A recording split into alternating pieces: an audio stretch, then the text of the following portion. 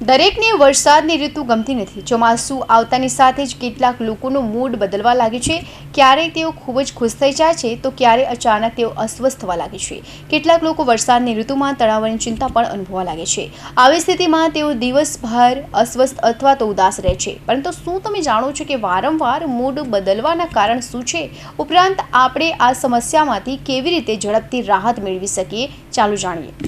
પહેલાં જાણી લો કે ચોમાસામાં મૂડ સ્વિંગ થવાના કારણો શું છે. ચોમાસામાં મૂડ સ્વિંગ ઘણા કારણો થાય છે. આ ઋતુમાં સૂર્યપ્રકાશ ઓછો હોય છે, જેનું કારણે શરીરમાં વિટામિન ડીની ઉણપ હોય છે.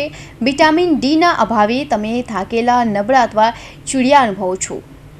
વરસાદને કારણે લોકોને મળવાનું અને કસરત કરવાનું પણ ઓછું થાય છે. આનાથી શારીરિક અને માનસિક બંનેમાં પરિવર્તન આવે છે. જીવનશૈલીમાં આ અચાનક ફેરફારોને કારણે હોર્મોન અસંતુલન થઈ જાય છે અને મૂડ સ્વિંગ થવા લાગે છે.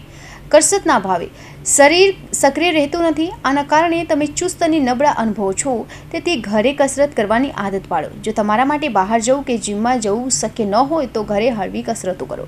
ઘણા લોકોના મૂડ સ્વિંગ થાય છે કારણ કે તેમના સામાજિક સંપર્કો ઓછા થઈ જાય છે. વરસાદને કારણે તેઓ તેમના નજીકના લોકોને મળી શકતા નથી. આ ઉપરાંત તેઓ કોઈને મળી ન શકવાને કારણે અથવા ઓછો જોડાણને કારણે એકલતા અનુભવે છે. તેથી જો તમારા માટે મળવાનું શક્ય ન હોય તો સોશિયલ મીડિયા દ્વારા જોડાયેલા રહો, વાત કરતા રહો અને પોતાની એકલતા ન રહેવા દો.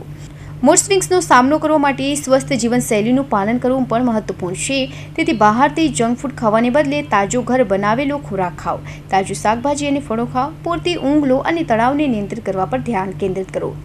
મૂડ સ્વિંગ્સને નિયંત્રિત કરવા માટે તમારે તમારી રુચિઓ પર કામ કરવું જોઈએ. એવી વસ્તુ પર ધ્યાન કેન્દ્રિત કરવું જે તમને ખુશ કરે છે. તમારી રુચિઓ પર ધ્યાન કેન્દ્રિત કરવાથી તમારો તણાવ ઓછો થશે.